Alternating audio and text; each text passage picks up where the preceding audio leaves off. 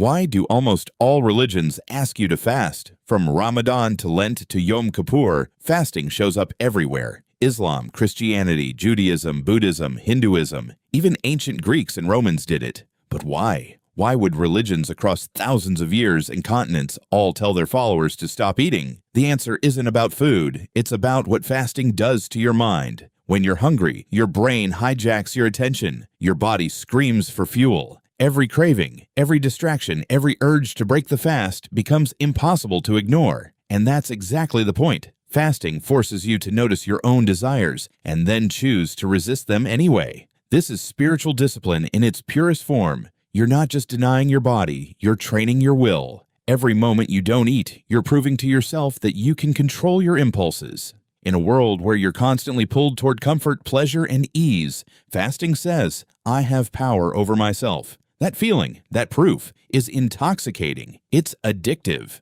Once you've fasted and survived it, you know you're stronger than you thought, but there's more. Fasting also creates scarcity. In ancient times, food was unpredictable. Crops failed, animals migrated. Hunger was real and terrifying. So fasting might have started as a way to practice surviving scarcity, to prepare your body and mind for the lean times that actually happened. If you could survive a day without food by choice, you could survive an unexpected famine. Your ancestors who practiced this were the ones who lived, so the habit stuck. Over time, this survival skill became spiritualized. Religions notice something else. When you're fasting, you're not just uncomfortable, you're unified. If everyone in your community fasts on the same day, you're all experiencing the same hunger, the same struggle, the same moment of choosing discipline together. Fasting becomes a collective ritual. It binds people. It says, we're in this together. You're not suffering alone. You're suffering as one. There's also the humbling aspect.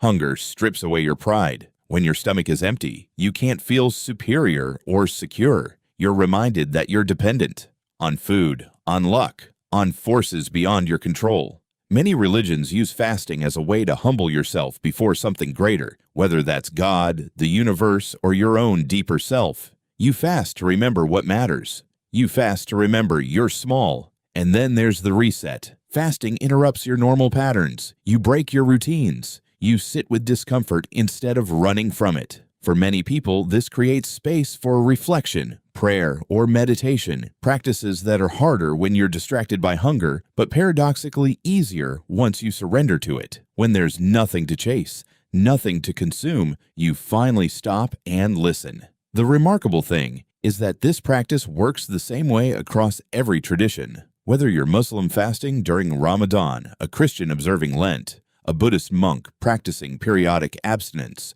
or a Hindu honoring a festival day, your brain doesn't care about the theology. Hunger is hunger, discipline is discipline. The experience of choosing to suffer and finding strength in that choice is universal. This is why fasting endures. Not because religions copied each other, but because they all discovered the same human truth, that denying yourself something teaches you something about yourself. Fasting isn't punishment, it's a mirror. It shows you who you are when everything is stripped away.